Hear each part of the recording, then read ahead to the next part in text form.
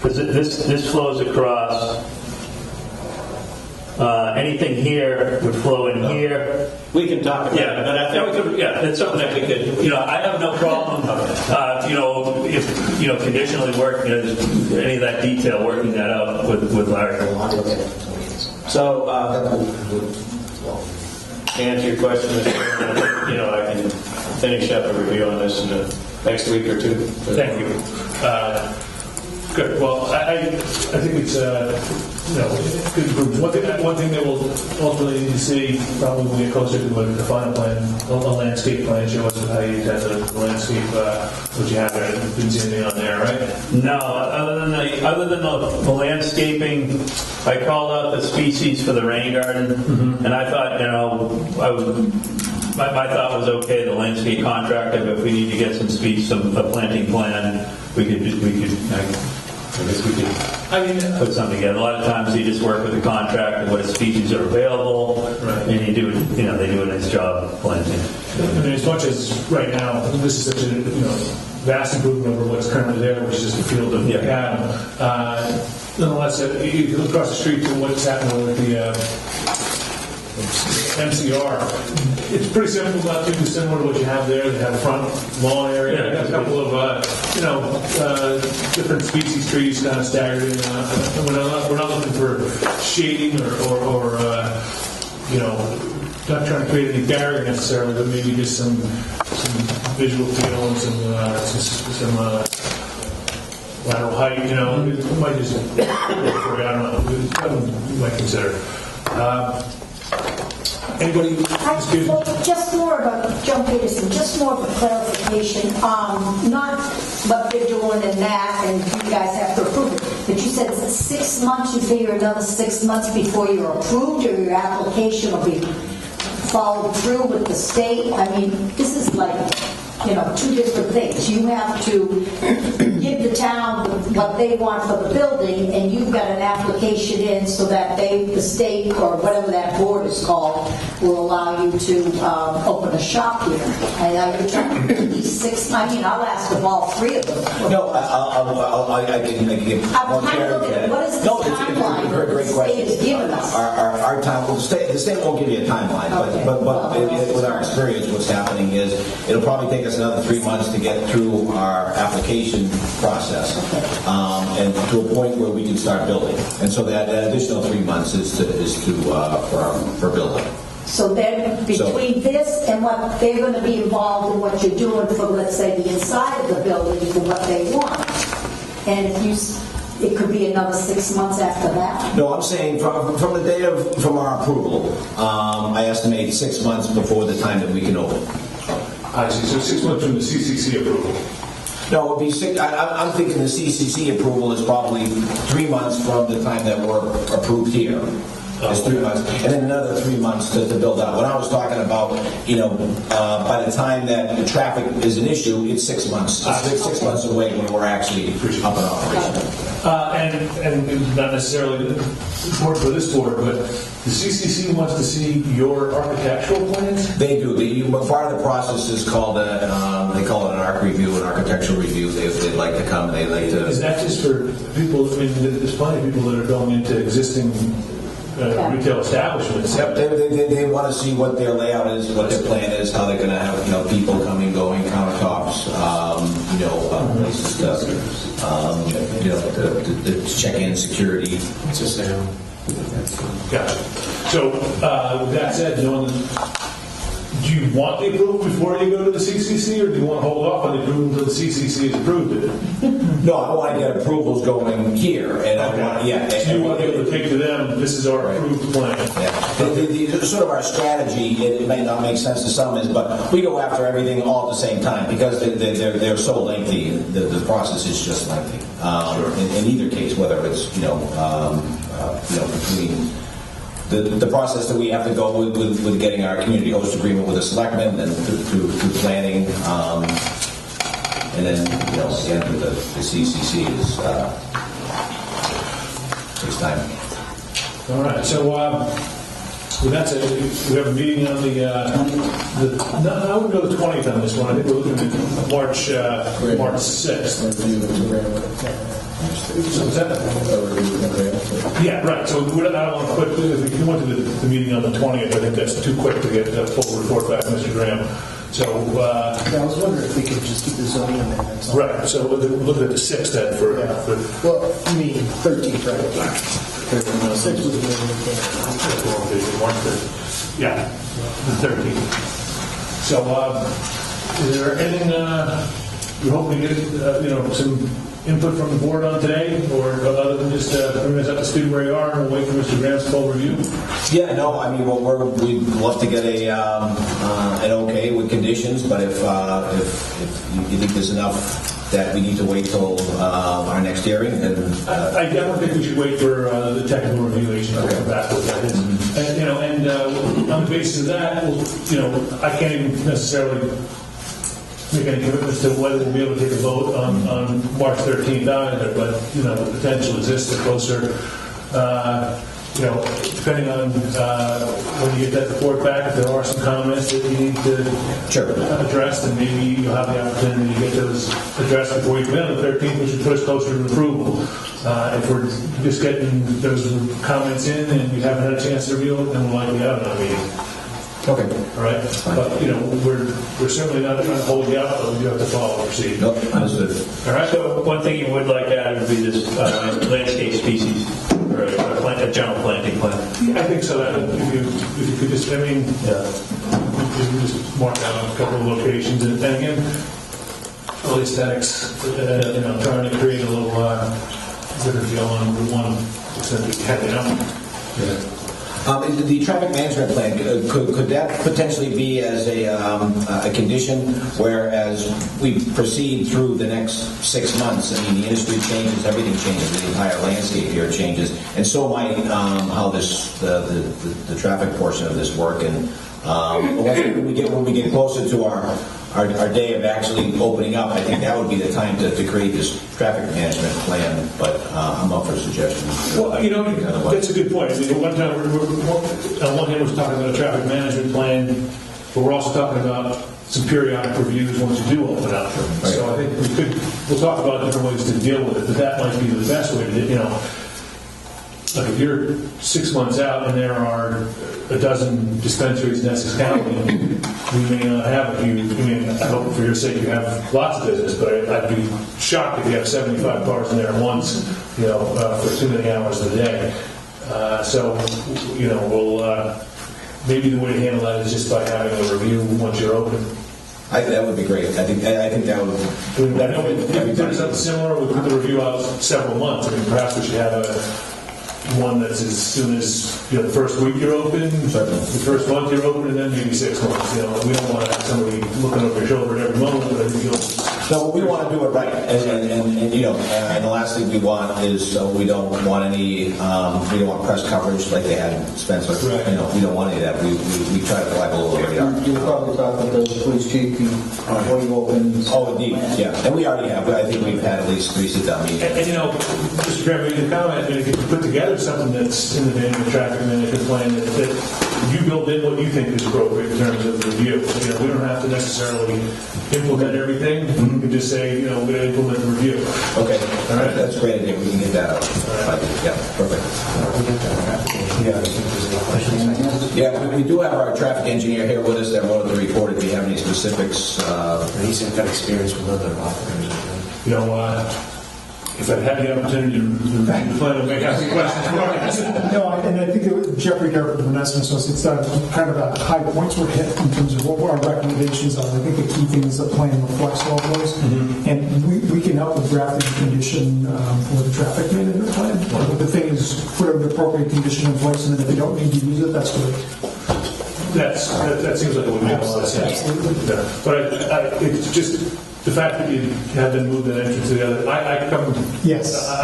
there's a FedEx box up there, and I come up over that bluff every day, and I gotta wait until Yes, it's exactly. really a timing thing, so I think that was a great, thing that you pointed that out. Mr. Chairman, can I just a question? Sir. If you have a traffic management plan that you've worked on, if you get it to me, I'd be happy to take a look at it and see if there's how we might fit in some of the ideas. Absolutely. Yeah, I think it's easy enough to do that. Okay. And it's really just a matter of plan up front, and then if you never need to use it, that's absolutely perfect. And secondly, in your traffic report, there was another traffic report that I reviewed for the other one down the street there. I don't think you had a Saturday peak hour. Do you anticipate that the Saturday, as in the other report, might be greater than your PM peak hour? It's probably going to be pretty close to the PM peak hour, and I think that it may be a little bit more, but not too much greater than that. And the worst case condition is actually going to be the weekday evening peak of this site and the roadway peak. Yes. Those two together is going to be worst case condition. The other report had it considerably higher. I was surprised. It could be. I mean, there's a limited data set in terms of sites to be able to look at for these. I think there's only 4 or 5 of them, so it's not a huge amount of data. But I would suspect it's going to be, might be a little bit higher just given the nature of the use. Retail is generally higher on a Saturday. Yeah. Ma'am? I was just wondering, in looking at plans for landscaping, can we ask companies to do minimum water usage plans for landscaping? We're not necessarily expecting a tremendously robust landscape plan to begin with. I'm hoping that the plans that they would put out there would be, naturally sustaining so that there's not a lot of water use. And we certainly wouldn't encourage them to add irrigation just for the purposes of the landscape in order to hope that they'll install them. But I think that the climate allows for plants to grow on their own pretty well once they're established. So, that was one thing I was going to talk to Steve about in the selection of plants for the rain garden. It was salt tolerant and basically drought tolerant, fat coupling type of plants. Good. All right. Motion to continue to the 13th. The 13th, second from all right. So, all in favor? Aye. All right. So, Thank you, Mr. Chairman. John's motion, Kevin, second. Thank you. See you again. Okay, next item on the agenda is continued public hearing for a special permit site plan review for retail marijuana sales establishment, RMD, at 300 Newburyport Turnpike, located in the former Easy Variety Store, Old Planters, Asian African, Retail Zone District. Good evening, how are you? Doing great, yourself? Very good. So I think we've had a correct traffic report that we've responded to, right? And I don't know if you want to go through that first, or just... Yeah, and, why don't you just remind us where we were last time? I think basically you guys are coming up with this site survey, which you did, and I think we answered the vast majority of the questions when we walked around there. Right. And because it's an existing site, I don't think there's that many things on the inside or deal with even on certainly irrigation or any of those things. And I think it was just a couple of questions all out on the site that we wanted to talk about. And I think you've responded to all those. We've responded to all those. I can have our traffic survey. Yeah, Sure. Once again, it's Sam Gregorio, Senior Traffic Engineer at TEC at Vandover. Just wanted to, run through what we'll call the higher level of the comments that were brought up by the town, going through the order that they came in. One comment with the general for the site distance coming out of the driveway. So right now, there's not really anything you can really do with the driveway. It's at the southern edge of the site. We can't move the driveway to let it jump the property. There is the crest of the hill just north of the site, and not really a feasible means to change the roadway as well. We do meet site distance requirements for the actual speed limit of the roadway. It is 50 miles an hour. We do meet that requirement. General operating speed we are a little bit below what would be the recommended standard for that particular miles per hour. what we like proposing is we clearly can't do anything with the driveway or the roadway itself. Reaching out to Mass DOT, it is their roadway, or anything that they would want to do for signage about 7 driveways ahead. It's really up to them what they would want the sign to say and if they would actually want to put it in. But we would approach them with that general thought, would you like us to do that? It's really the only really feasible means of doing stuff like that. And the other recommendation is really, well, if there's 10 other driveways and 1,000 feet each direction, it kind of lose the purpose if you do more than anything more than that either. Right. So, the fact that it's an existing site that retail use in the past, it seems like if there was something,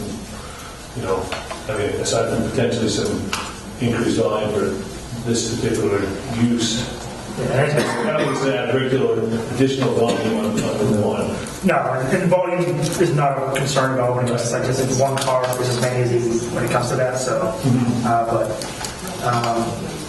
the next comment was the next general comment. There were kind of some things of grammar type things which I'll just skip over type thing. But in terms of explain your grammar mistakes.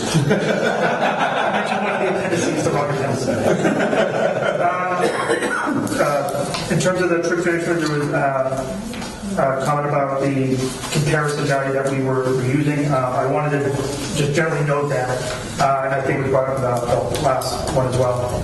Saturday is the larger condition for the trip generation itself. However, like Jeffrey Dirk said from VAI in the last session, PM piece one, that really matters. That's the volume of water in the PM is overwhelmingly more than on Saturday, and that's where the conflict is going to come.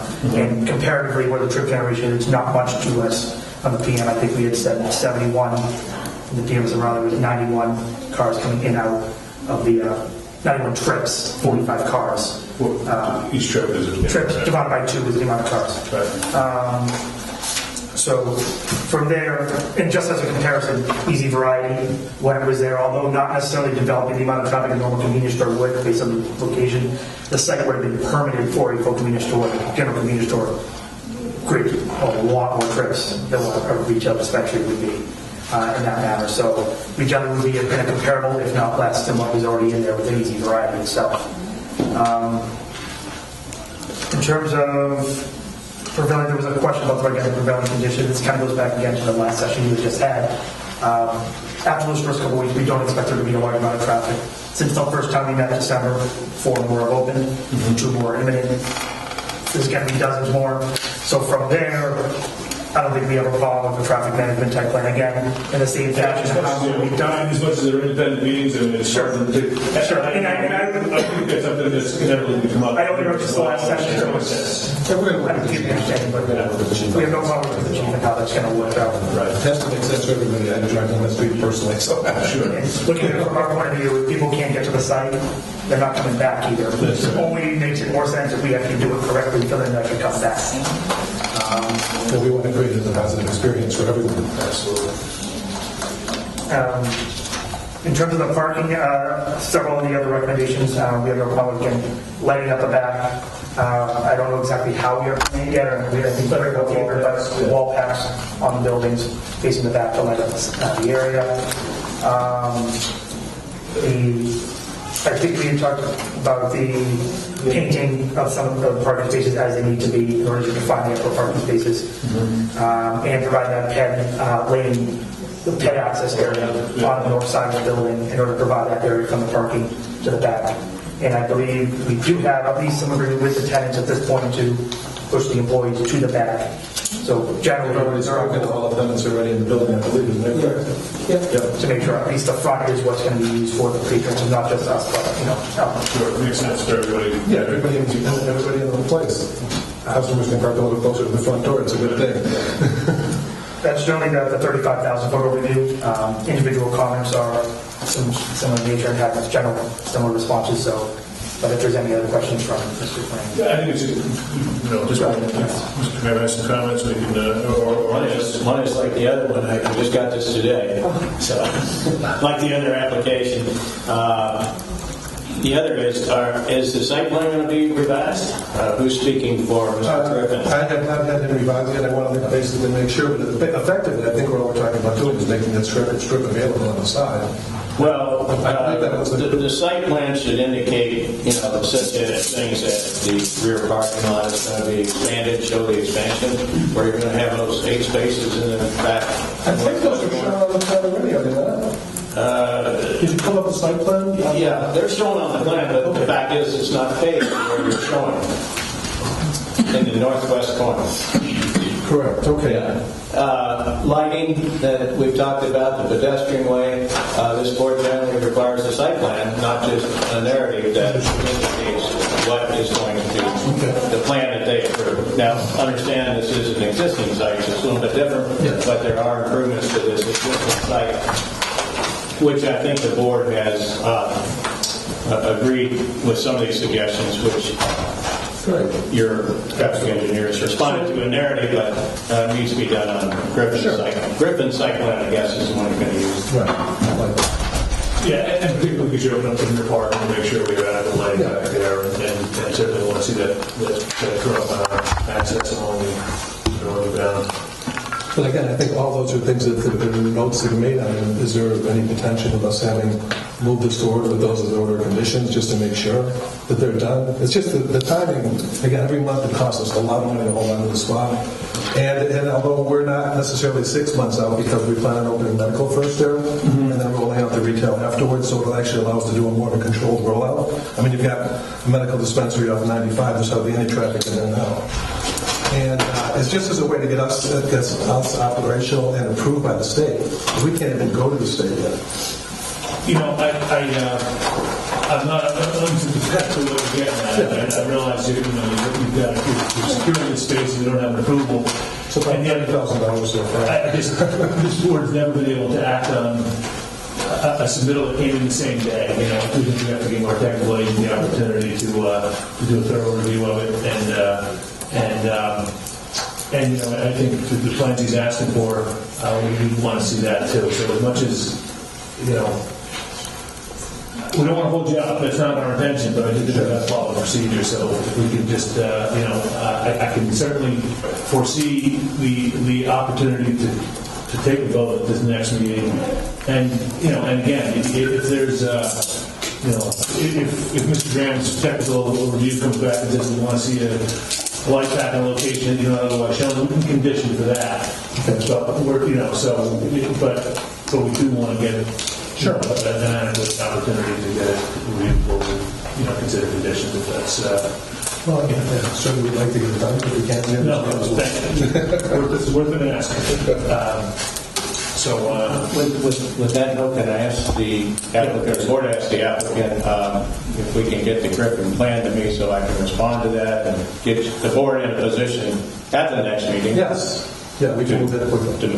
Okay. Question for Larry. Larry, can we talk some time about the parking out back? Because in the back, that might be a little tight with those spaces up against the building. Can we just walk it one more time before you guys make a decision on how to stripe that and finish that off? Because I want to make sure the trucks can get around there.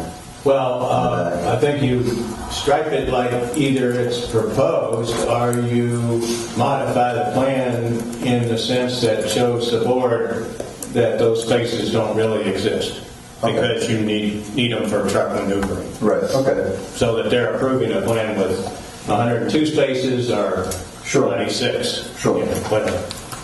Perfect. Thank you. Good. Any comments? By saying question, if you get approved next month, what's your time frame? We actually, because we don't know the state, we should be through the state within 3 months. And again, we don't control the state, so I don't want to make wish, But based on what I've been told by our consultants and other people that we've worked with within the state, that we're looking at max 3 months because we're not having, the building's already there, everything is already set. Our interior build obviously isn't significant. I've already got the plans done. I can send them in for approval. They're ready to go in. They'd be based on we're hoping for tonight, but we'll have to wait until these guys approve us first, that the board approves us before we come back to the state. But for medical reasons, we should be able to move very quickly. We're in a provisional state already with the state with everything to be done. So we're assuming 9 months. I'm sorry, 3 months to open the medical part of it, probably 6 months for the adult use. Is the lack of approval from this board delaying the CCC's action? They won't do anything until we get approval from you guys. That's why I was looking for the provisional. I mean, but I understand as well. Yeah, and When are we going to do? the 13th. Okay. So, can you give us a motion for the 13th? The 20th? We got the zoning, I think. We're trying to keep it strictly to the zoning, but that would be, ideally it would be a quick meeting. I mean, I think it has to do with Mr. Grant's ability to take a look at that, that technical review. Because they still have to get in the revised plan. Right, I'll have that done. I'm saying that he hasn't got time. No, I understand. But again, we're not talking about major stuff on the plan either. We're talking about a couple of notes. It's not like it's a complete.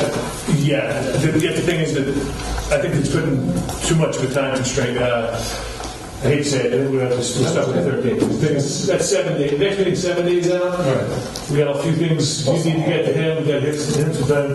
Plus the holiday. Oh, and I got a date and a holiday in there too. So, gentlemen, we don't mean to cause trouble, but we also have to do what we got to do. Right, so Just trying to make a motion that we continue it to the 13th of March. Second. all in favor? All right. Thank you very much. Thank you. Good luck. Keep going. Okay.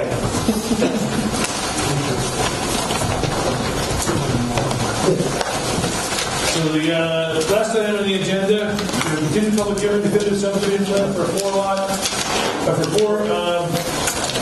conventional subdivision lots, maintaining minimum 60,000 square foot area per lot on properties located 623, 607, 615, 517R, and 599 Weathersfield Street, David revoked request applicant in the outlying district. So, Ms. Berkowitz, I apologize that you were the last item on this agenda because you had to sit here, but I don't know how these things necessarily get listed, but that's where you end up. And I understand that through council, you requested that this board continue this matter. So I will put it to the board to do that. I did speak to your councils today. We have 90 days from the application to make a determination unless you request a continuance. So, we're not going to get a decision for 90 days, but that's because you've asked us to continue.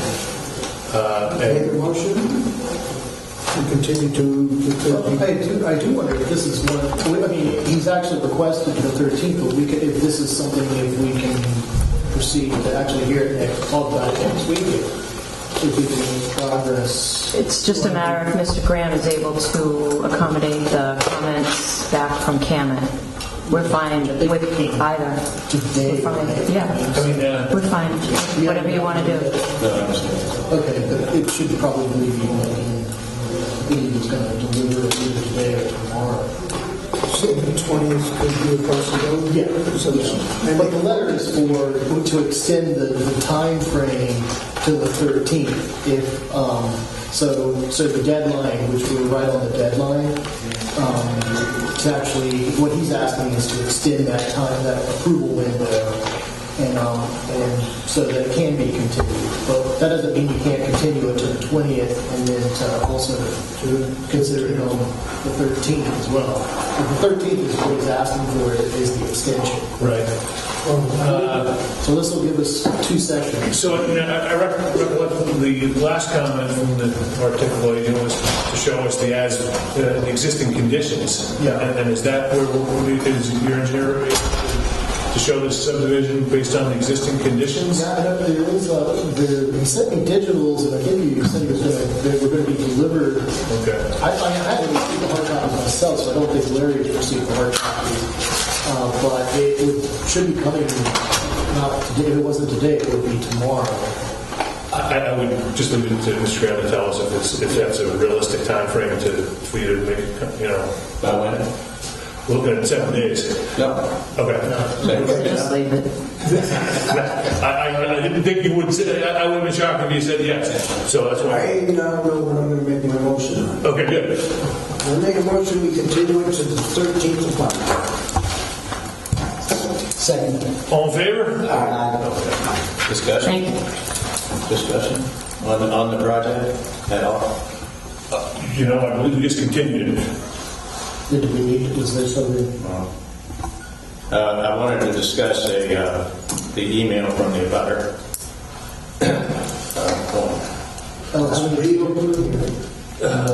Okay. Yeah, they'll take the second back. Sure. But is that more associated with the Raleigh Solar? Yeah. Well, why don't we wait? Yeah, I think we do that as regular business. I would, because I think in fact, if we were to discuss that as part of that open hearing, I think we would be conflating the two. Sure. That being said, Do we have a copy of a letter in the public record, Mr. Baker? Or? There is. I can get you a copy. I don't have it with me right now, but that'd be great. But to Mr. Beatrice, whatever works. yeah, so with that said, we have closed the public hearing on the subdivision petition. As a matter of regular business, the board is going to discuss some of the comments, because I think many members of the board may not be aware of some of the comments. Actually, before we get going, you seem to come back in for... I was going to give you an extra copy. Oh, yeah, okay. Hold you up. That was going to be good. Thank you. So, I think, generally to sort of couch the issue, the project is ongoing. You've got the bond issue approved, which got you past the threshold where you can start erecting the panels. Those panels have been erected. There's been quite a good comment about some of the construction of those panels, and I think that that's the nature of those emails, and we've also seen quite a few photos. So I think in many instances the comments were about the locations, the heights, and all things that anecdotally don't mean anything. That's why we send our technical review agent out to make some determinations, and I think that that's what Mr. Graham was about to comment on. Well, I feel a little surprised that was this on the agenda? No. Because our council could have been here with us had it, I known we were going to have a discussion. This is not a... Oh, so it's not a... This is just... You don't need me to comment? No, this is actually just... Advising the board. Yeah, Larry is going to be advising the board about... He's done a recent inspection. Oh, so there's no need for our construction folks or anybody to be able to...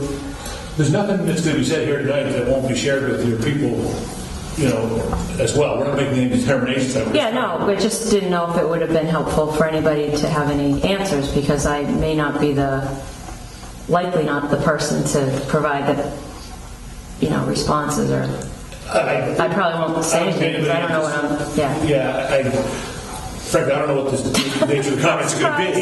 Okay. Let Larry actually update us on his recent inspection.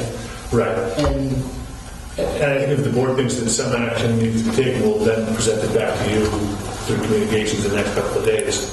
And I should probably update the board, though, as well, because it's kind of tied together, that we had received a call from the neighbor, Mr. Cassiotis, saying that he wanted us to confirm from his point of view, he felt that some of the panels that were being installed might be closer than the 150 feet. So I went out there the other day. I was on, to his house, and we looked from his property, and I was like, well, I can't tell. I mean, I can't, but Larry was doing an inspection as part of his regular schedule. So that's where he was on site the other day, and he's going to have some recommendations.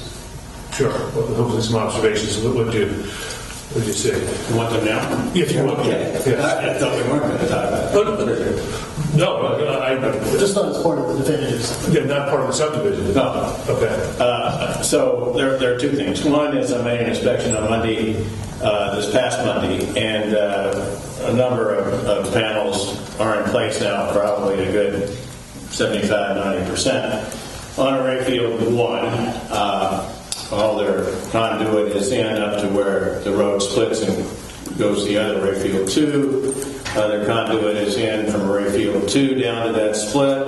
Both of the pads are poured for the transformers.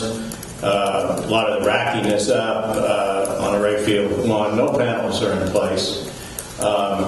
Nothing no red lights or caution lights came up for me as far as my inspection of the site on Monday.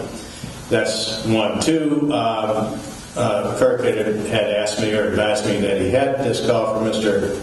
Cassiotis with respect to potentially two issues. One was that the panels or Rayfield 2 was being constructed closer than 150 feet, as Kirk said, to his property line.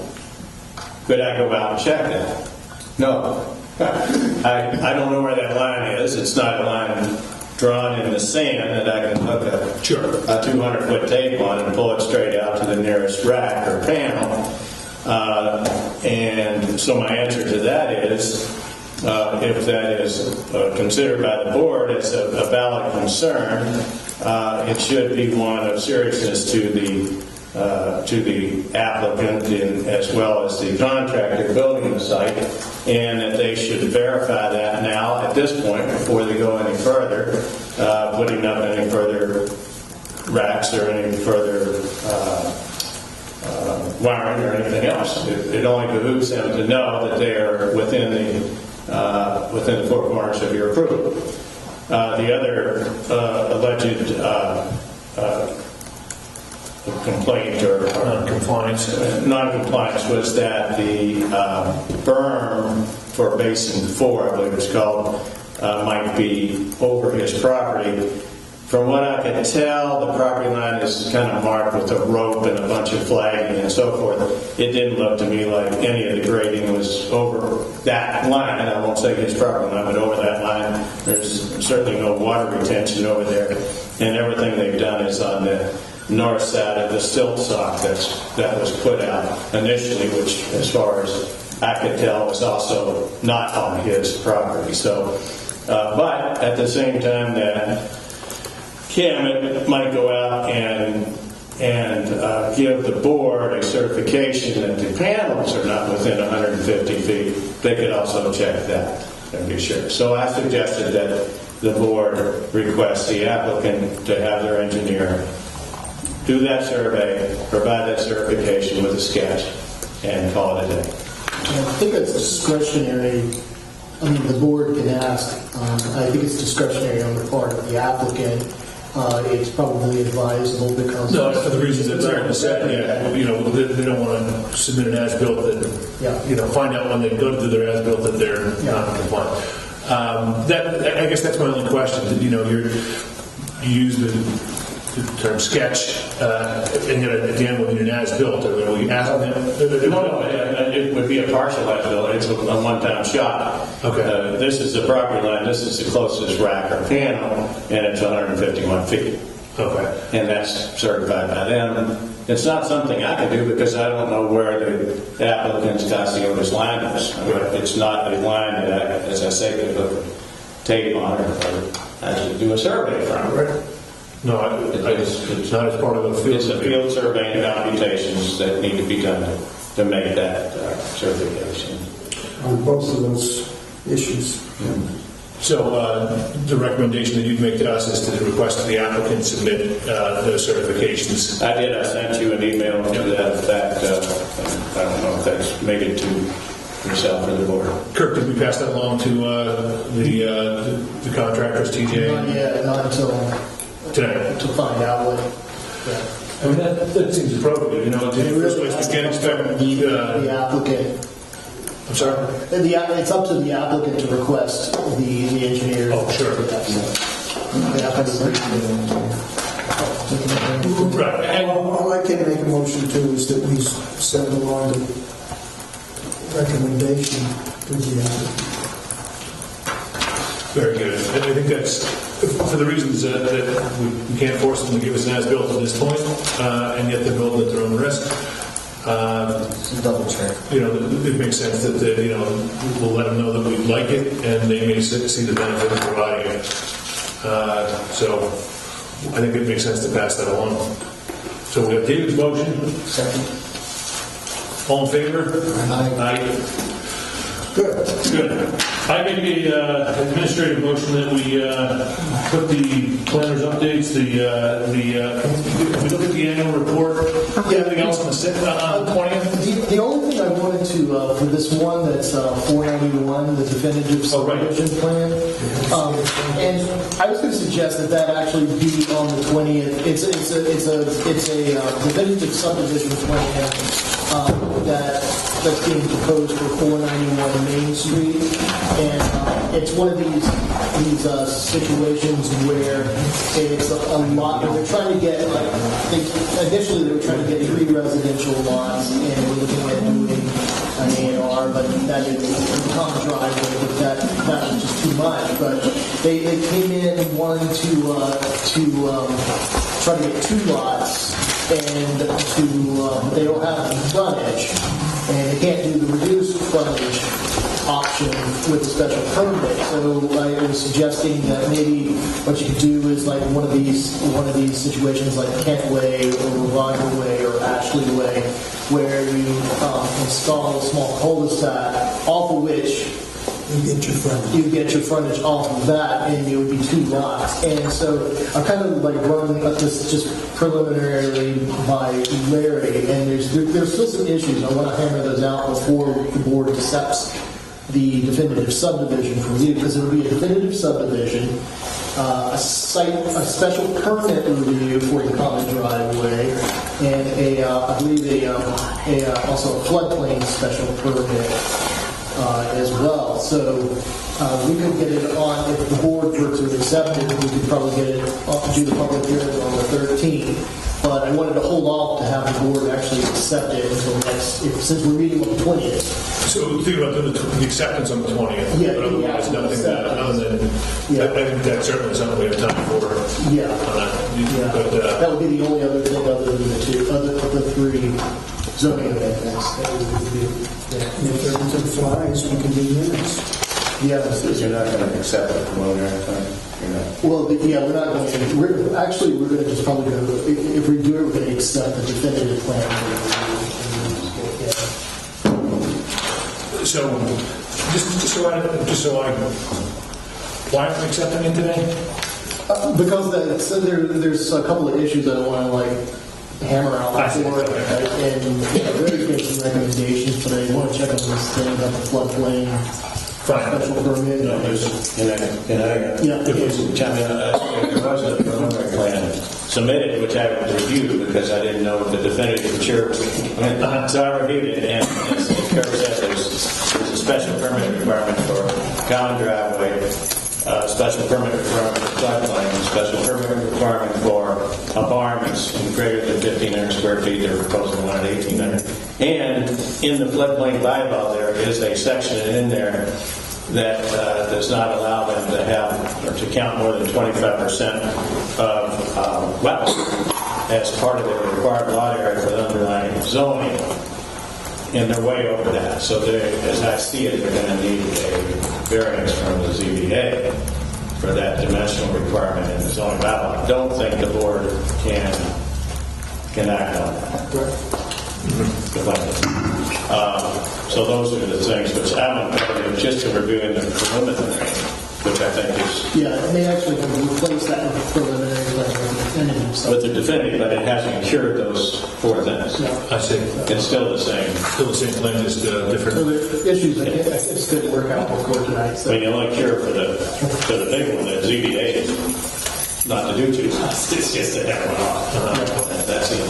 So the plan would be to, I'll try to work this stuff out by next week, and if the board can accept it, I'll let you know, and then we could potentially have it on March 14th. Good. March 13th. Oh, 13th, sorry. Yeah. And you want to call this thing Bella Way? You want to call it Bella Way? Yeah, everybody else knows what it's going to look like. All right, well, that makes sense. We'll get a bit of grasp on it before the 20th, and we'll go from there. Yeah. Otherwise, given that hopefully we would have a pretty consolidated meeting on the 20th, okay with moving these business items to them? Yeah. Okay. And I'll make a motion to adjourn. You were going to talk about the annual report. Oh, I actually said that people would get back to the 20th as well. Oh, I guess we can. I just wanted to, like, if everybody would read it, like, and just let me know. Including this package. Every year we've got to provide an annual report. The annual report goes in the warrant that goes to town meeting. Just tell them trying to explain to the town what we do, how many permits and issues we handle. Compare books to our calendar and tells them what we've done and where we're at and what kind of volumes so that the town understands. The very last 2 pages of your packet. So you can always make sure we read that carefully before the meeting. Yeah, I mean, it's very formatted. The third paragraph is where all the updates for this year are. The third and fourth paragraph. Does it say Brian was here at every meeting? I'm sorry. Does it say that this couple was here at every meeting? Yeah, they honorary planning board members. Honorary, right. They didn't hear. Along with John Peters. Okay, so